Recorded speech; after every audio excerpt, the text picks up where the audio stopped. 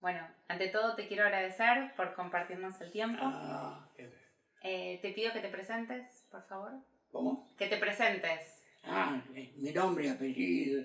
Exacto. Bueno, yo soy Arturo Melamed, nacido el 30 de marzo del año 30, ¿no?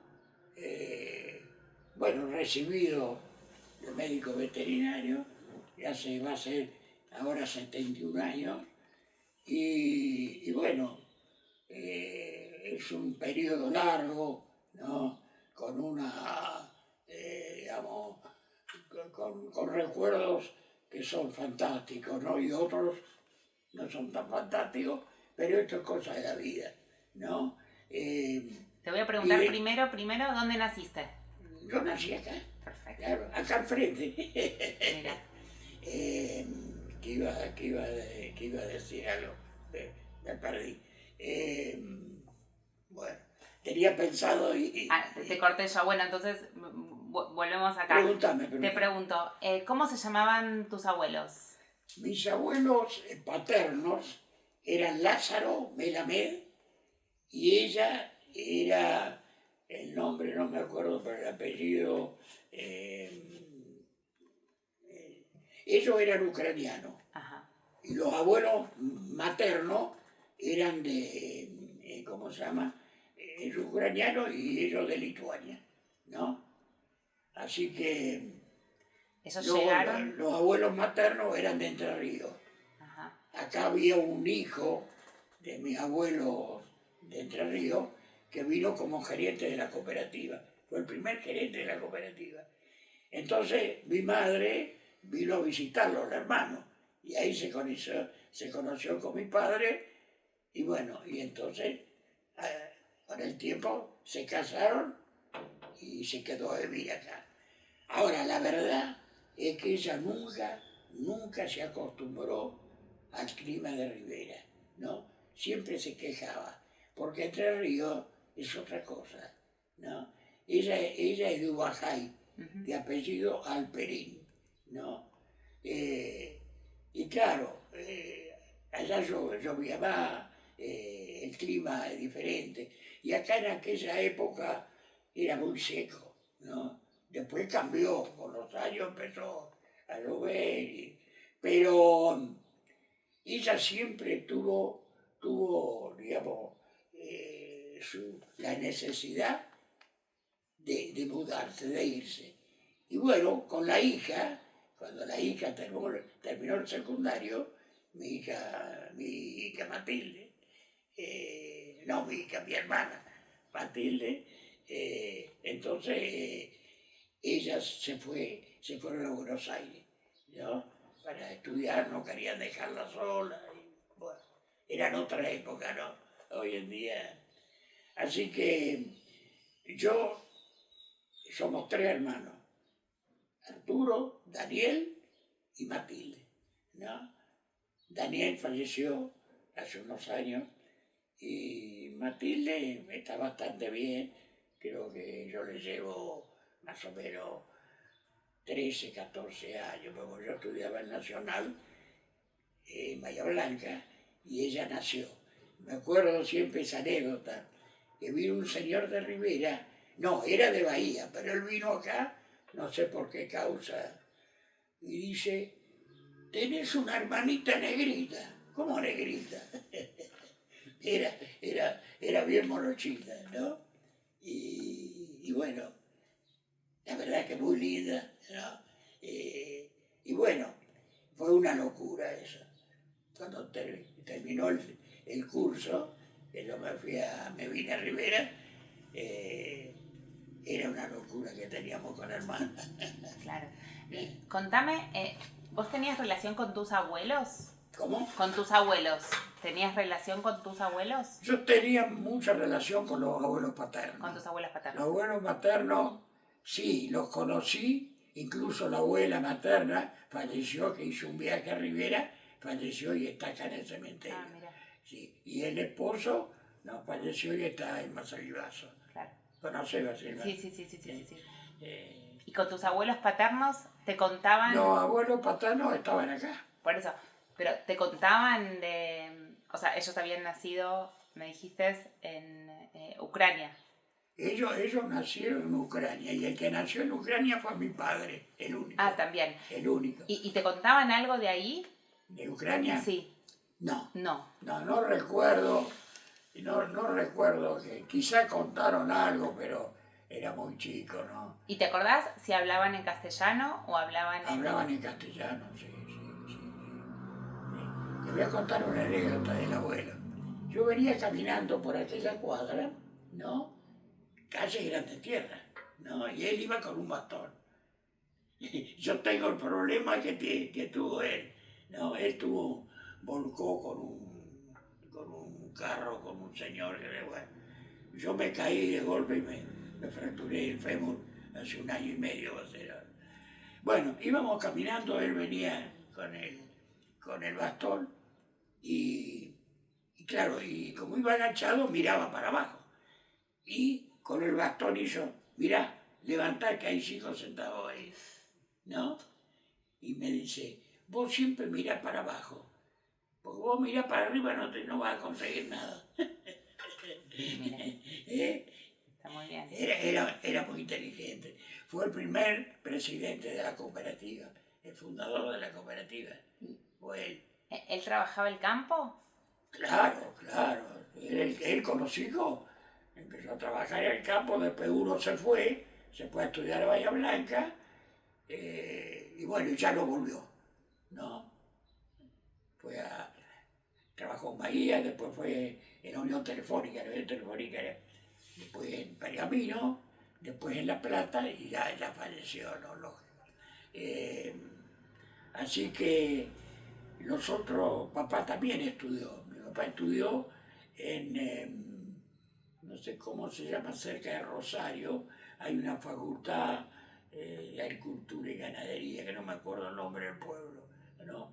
Y él se recibió de administrador rural por el año 21, 23. Parece que era mandato estudiar. ¿Eh? Era mandato estudiar, había que estudiar.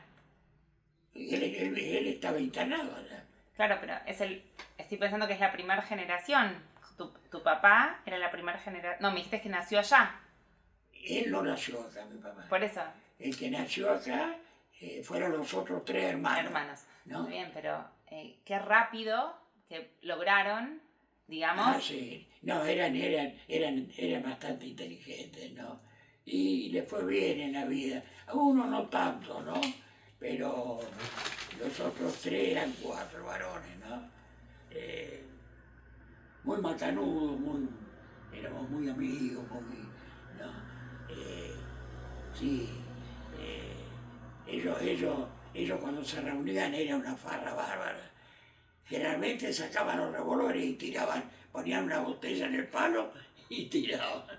Yo me acuerdo en la casa del abuelo, es una costumbre que tenía, de tirar a la botella vacía. Está muy bien. ¿Y algo de las tradiciones judías me podés compartir? ¿Se festejaba Shabbat en tu casa? ¿Era importante? No. Mis abuelos no eran practicantes, iban a la sinagoga con la fiesta y todo, pero y mi padre tampoco era, así que... ¿Y vos ibas a la escuela hebrea? Sí, yo fui a la escuela hebrea, mi hermano también, y mi hermana también, sí. Sí, yo todos los grados del primario fui a la escuela hebrea, sí. Perfecto. ¿Y tu vínculo con Israel? Mi vínculo con Israel, yo estuve 2 veces ya, ¿no? Ya hace una punta de años, ¿no? Bueno, como le puedo contar, yo recibí una satisfacción enorme porque, lógicamente, el primer viaje habrá sido... ¿Qué edad tiene Carlos? 62, 63. 63. Él era chiquito, que yo fui el primer viaje. Mirá vos, ¿no? Y después hice otro viaje más, que de Israel. Me fui directamente a Alemania y de ahí a Checoslovaquia, porque mi señora, el padre es chico. Entonces quería conocer ella la familia, ¿no? Qué interesante. Así que Checoslovaquia me impresionó muy bien, muy macanudo. Pues.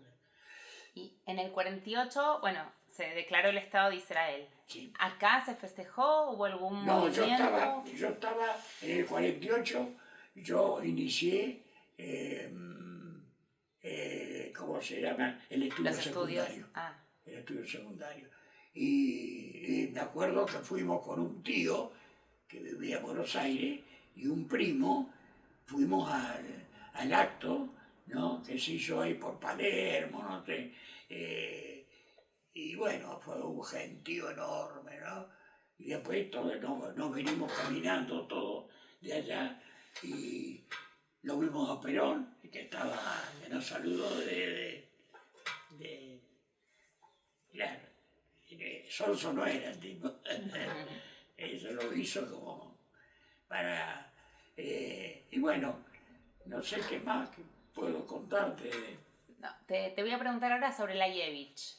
¿Cómo? Sobre la Yevich. Ah, la Yevich. ¿Cómo era la relación de tu familia con la Yevich? No, fue muy buena. Mi abuelo tenía una relación muy buena. ¿No? Lo apreciaban mucho, lo respetaban, ¿no? Y bueno, y siempre le querían vender un poco más de tierra, pero él no era un tipo, digamos, interesado en juntar, sino que decía yo con lo que tengo, y él estaba bien en esa época, ¿no? Tenía el campo de él, seguramente eran 300 y pico hectáreas largas, ¿no? Con cañador y todo, ¿no? Y ese campo lo tenemos la familia, sí. Hay parte que es mío, parte que es de, ¿cómo se llama? De la nuera, la que está casada con Carlos, lo conocí a Carlos, ¿no? Y bueno, y los otros, nosotros compramos la parte y quedó entre dos. No sé qué otra cosita. En el campo, ¿cómo se trabajaba? ¿Cuál era el Bueno, el campo era muy diferente ahora, ¿no? Le puedo contar algo. Por ejemplo, se sembraba girasol, ¿no? Entonces el girasol, vos viste como el girasol que es como un plato. Entonces no había máquinas para trillar. Entonces, ¿qué hacían? Cortaban y daban vuelta y lo clavaban. Lo clavaban en el mismo tallo, ¿no? Hacían un corte así, ¿no? Que eso es muy interesante porque llamaba la atención. Y después, cuando estaba seco, ¿no? Lo juntaban en bolsa. Después no recuerdo cómo hacían para trillar, pero bueno, lo interesante era ese asunto, ¿no? Tu abuelo trabajó en el campo. ¿Tu papá también trabajó en el campo? ¿Pero vos? Y yo, no. Bueno, yo vine y atendí el campo. Cuando mi papá se fue a Buenos Aires, y yo quedé atendiendo el campo de él, ¿no? Yo atendí sin ningún interés de por medio. Yo le dije, ustedes váyanse, ¿no? Descansen, vivan bien los años que quedan, y yo les voy a dar una mano. Y así fue, ¿no? Era lo lógico, claro, ¿no? Porque el sacrificio que ellos hicieron, ¿no? Es un sacrificio muy grande en aquella época, ir a estudiar. Yo cuando estaba en la universidad, en la facultad, yo trabajaba de noche, trabajaba de telefonista, ¿no? Entraba a las 8 menos 5 y bueno, yo llegué a trabajar hasta 3 horas, ¿no? Comía antes, ahí en el comedor, que había comedor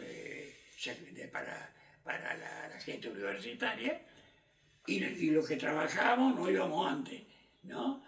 Ahí de al lado del Teatro Argentino había 4 cuadras más o menos hasta. Así que, y ahí trabajé hasta que terminé de estudiar, con un intervalo que fue ¿cómo se llama? El servicio militar. Ah, ¿y dónde lo hiciste? Yo lo hice el servicio militar en Cobunco Centro. Cobuco Centro es cerca de Zapala, ¿no? Unos 35 kilómetros, ¿no? De Zapala. Sí, la verdad que fue... A ver, les voy a comentar cómo fue el asunto. Llaman a la empresa donde yo trabajaba, a la unidad telefónica, y una orden. A las 8:01 era que nosotros ya estábamos en el trabajo. Presentarse esta noche en el regimiento, ¿no? Bueno, así que, ¿qué hicimos? Nos fuimos acá a mi casa, donde yo tenía una pieza con mi hermano, y ahí arreglamos algunas cosas, me cambié, me puse otra ropa para, ¿no? Y me fui allá. Allá dormimos y a la mañana, todos los que estábamos ahí, en grupos, se sorteó qué lugar iban a dónde íbamos a ir, ¿no? Yo en la facultad tenía un profesor que no era titular, era un ayudante, pero estaba en el servicio militar, trabajaba también, porque los veterinarios están en el... Entonces, él dijo, date tranquilo nomás que yo te voy a acomodar. Oh, fenómeno.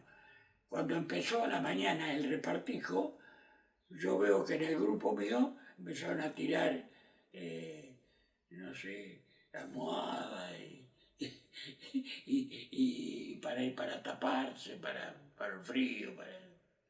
¿Y esto qué pasa? Nadie me vino a decir nada. Salimos y no paramos hasta Neuquén, allá al fondo, contra la cordillera, ¿no? En el camino nos dieron de comer en Olavarría y después, yendo por el valle, ¿no? De Bahía Blanca para Neuquén, para allá, ¿no? ¿Te ubicás? ¿No? Sí. Entonces, la gente tenía hambre, ¿no? Porque no había comida, habíamos comido la noche anterior y a mediodía. Le digo una cosa, yo siempre era medio, para organizar cosas, era mandado a hacer. Digo, ¿sabes una cosa? Vamos a juntar unos pesos, vamos a juntar entre el vagón nuestro, porque eran vagones de viajeros. Entonces cada uno puso lo que pudo. Claro. Y cuando paró en una estación, yo con uno más, nos fuimos de raje enfrente y había una, no sé qué era, vendían comida. Bueno, le dijimos, métale nomás, tenemos tanta plata, prepárenos todo. Cuando vuelvo, estaba en marcha el tren. Pero pegamos el salto en 2 vagones atrás y después tuvimos que cruzar los vagones, íbamos con comida.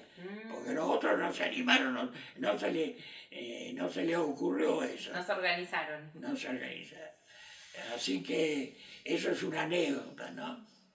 Y bueno, después toda una historia. ¿Y cómo la pasaste en el servicio militar? El servicio militar. ¿Cómo la pasaste? No, ¿Te trataron bien? Al principio fue bravo, ¿no?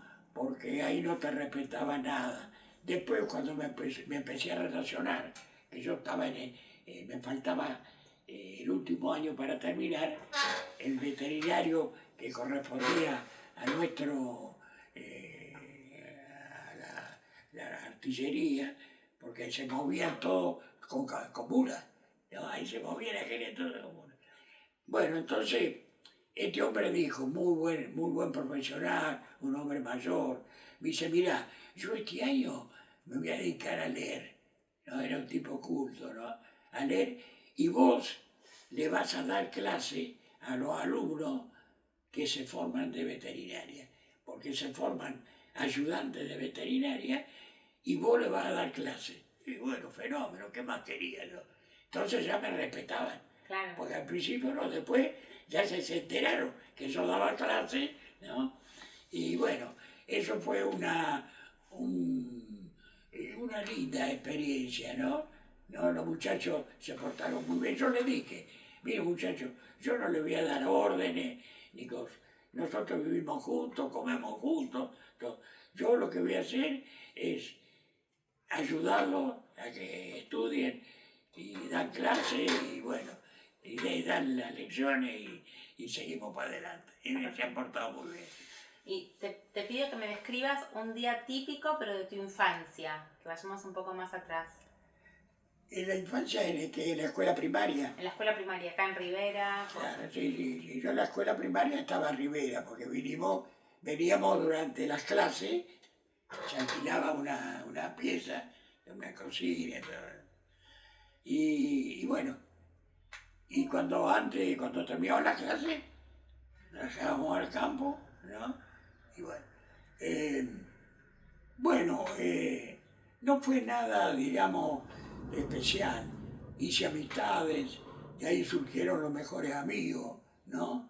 Que hoy ya no vive ni uno, ¿no? Sinceramente. Porque yo cuando fui a Israel la primera vez, yo le encontré algunos, ¿no? Y después ya 2 veces estuve en Israel, lo vi. Y después, bueno, pasaron unos años más y no hay nadie. ¿Y en la escuela tuviste apertura con chicos judíos y chicos no judíos? ¿Cómo? O sea, gente de la colectividad y gente no de la colectividad. La escuela... No entiendo. La escuela te dio roce con gente de la comunidad, pero también gente que no era judía. ¿A dónde? En la escuela. ¿Acá? Sí. Ah, sí. Y la mayoría eran paisanos. Ah, la mayoría eran paisanos. Claro. ¿Nunca sentiste antisemitismo? No. ¿Nunca No. Tuve antisemitismo en otro lado. ¿En dónde? Acá no. ¿En la facultad? En la facultad, sobre todo con un candidato, que el tipo... Porque pasa que comíamos todos juntos y por ahí el tipo dijo, vos sos de Rivera, ¿no? Y no sé qué dijo de Rivera. Y entonces yo le dije, mira, vos no tenés ninguna autoridad para poder decir lo que has dicho. Somos seres humanos, como todos, ¿no? Uno será mejor, otro será peor, pero hay que respetar, ¿no? Tuviste Ese fue un problema que yo tuve, que fue el único, porque yo nunca tuve problemas con otra gente. En una mesa que estábamos comiendo, por ahí largo, como era de Rivera, antes Rivera era judaísmo. Claro. No, era sinónimo. Después, ahora en el día Está bien. Digo que le diste una clase. Seguiste explicando, le tuviste que dar una clase a esa persona que te dijo eso. Le di una clase. No le dije nada. Bueno, pero con mucha altura. Le dije lo que tenía que decirle. ¿Qué voy a hacer? Puteándolo, ¿qué voy a arreglar? Está muy bien. ¿Y para vos cuál fue la mejor época de la colonia? ¿De la colonia? Sí. ¿Pero en qué sentido? En el sentido que vos sentís que fue próspera, o sea, que fue rica, no en el sentido económico solamente, en el sentido, vos me hablaste del centro, por ejemplo, del centro cultural. No sé si es sobre el centro, sobre el cooperativismo, que pudo haber sido rico también. Las dos cosas, tanto el centro como el cooperativismo, fueron mis dos pilares, ¿no? Yo al centro cultural le he dado todo mi apoyo, lo que vos quieras pensar, nosotros hacíamos. Y poníamos plata nosotros en el bolsillo, ¿no? Te voy a dar un ejemplo.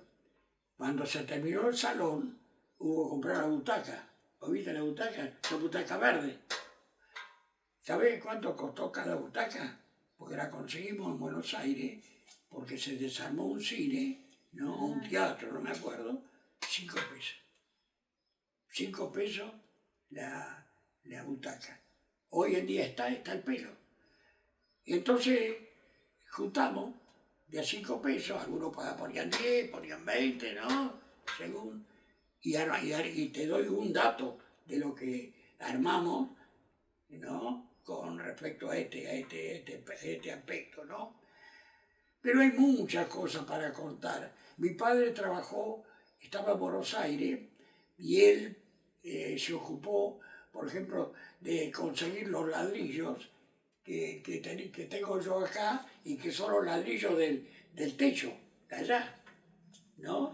Se compró todo junto. Es decir, una parte pagué yo, lógicamente, y la otra lo pagó, ¿no? porque este ladrillo, te lo veré, es un ladrillo perfectamente diseñado, ¿no? Y fuerte, ¿no?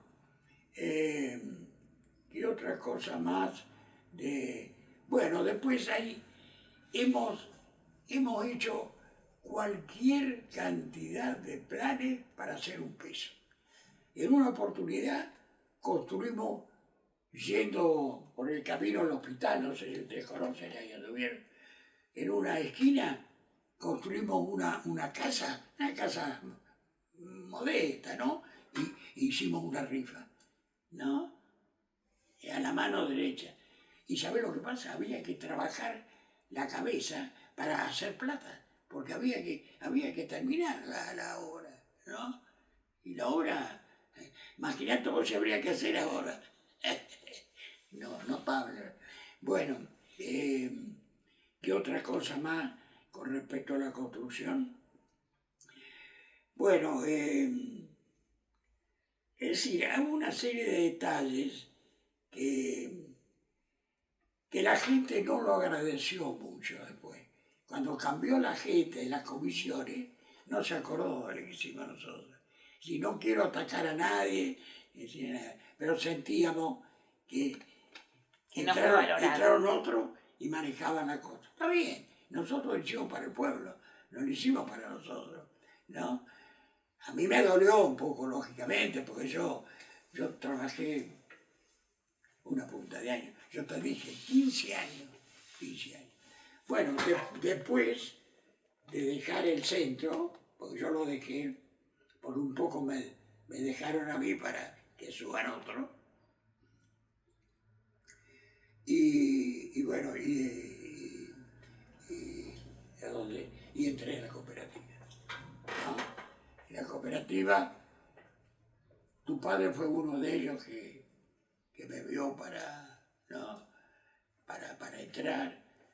La verdad que unos cuantos años tuvimos, la luchamos y terminamos mal, ¿no? Lamentablemente, ¿no?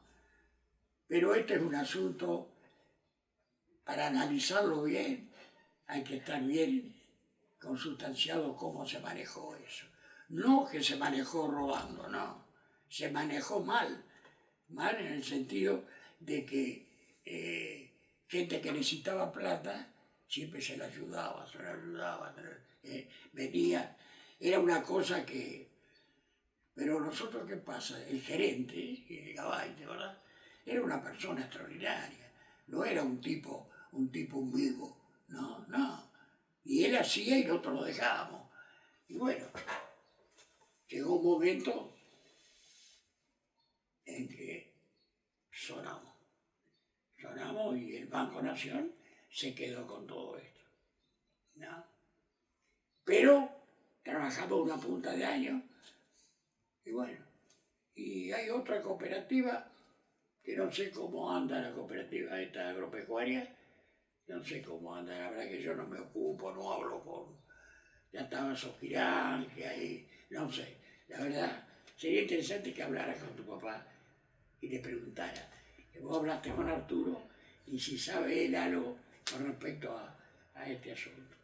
El cooperativismo jugó un papel muy importante acá.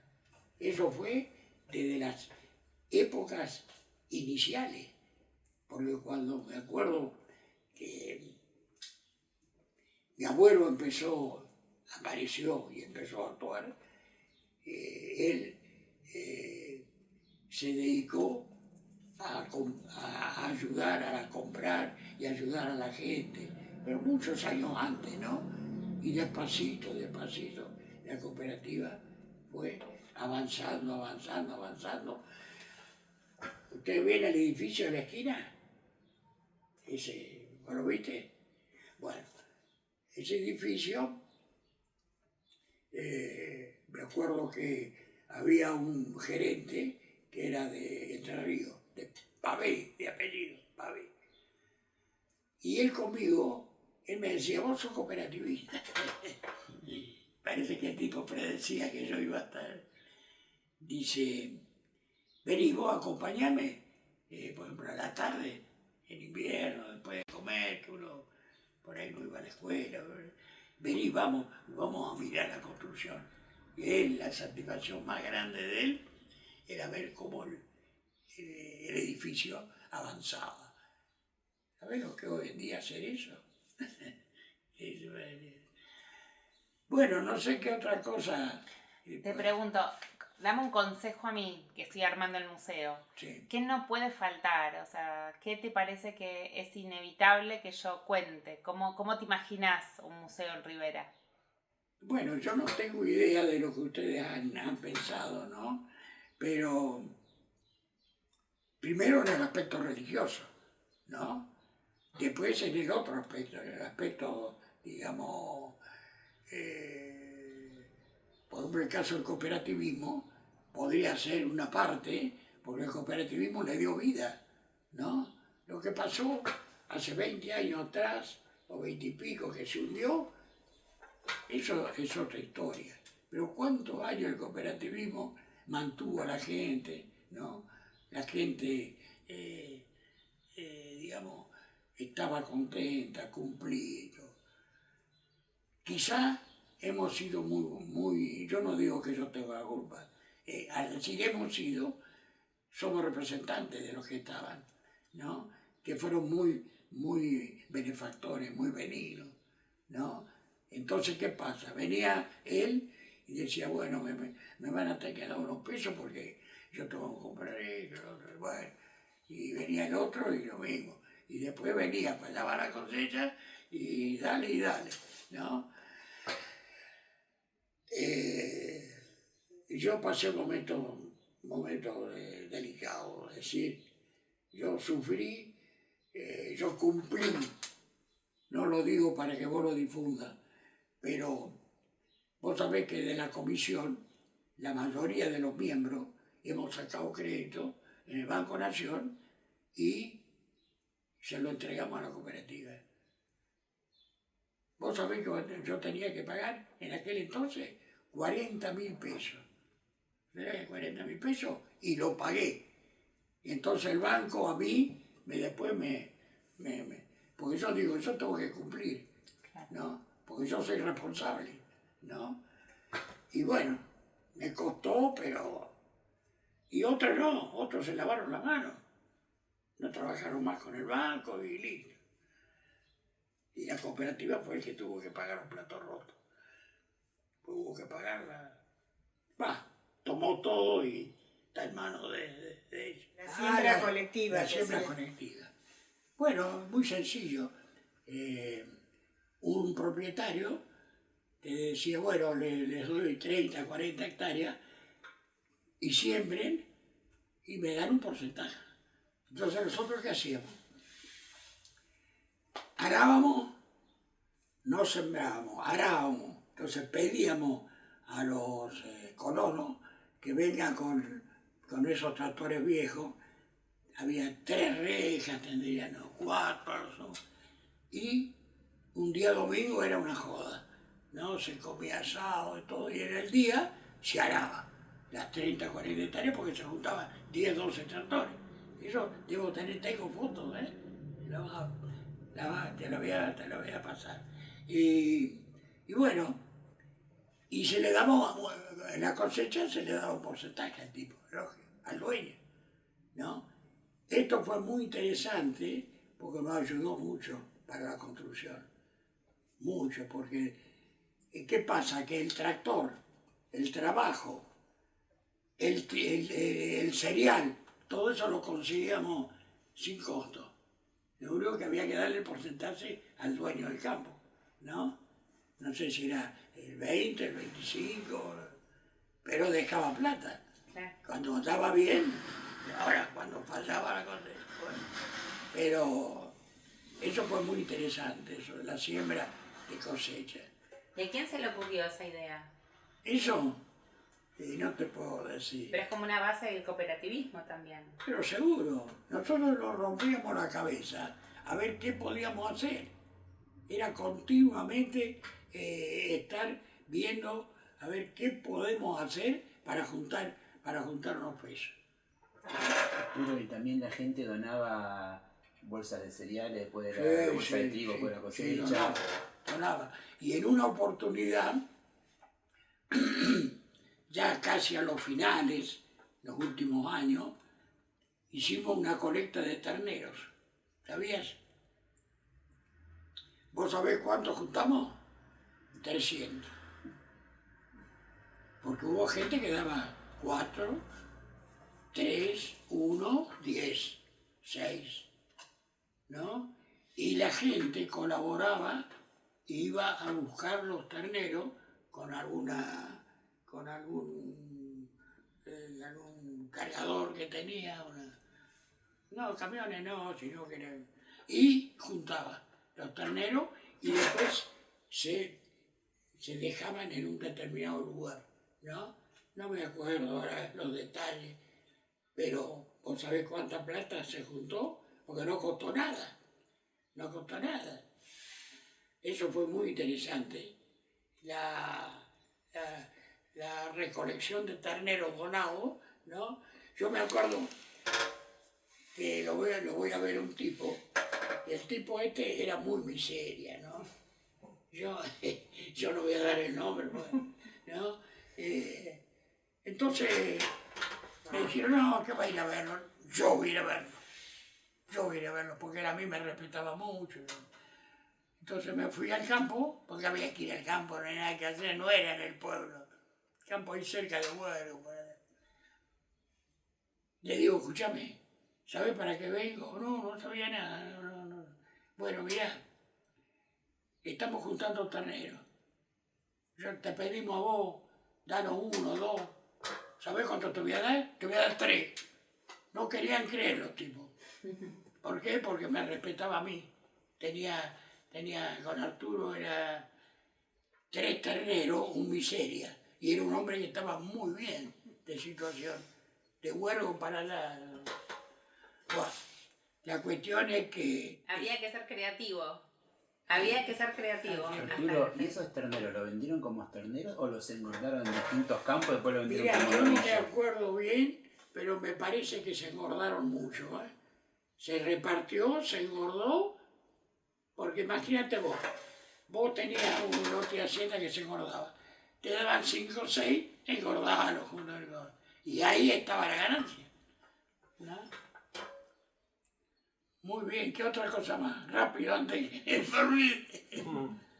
No, pienso que el trabajo en el centro tuvo que ser sí o sí en comunidad. Que también no es un trabajo que podía hacer una persona, 2 personas. Como que es un trabajo... No. Fue los años más lindos que yo pasé en Rivera.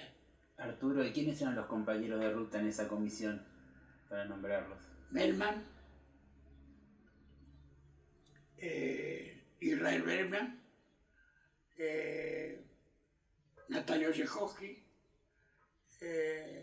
ya no viven. Melman, te dije.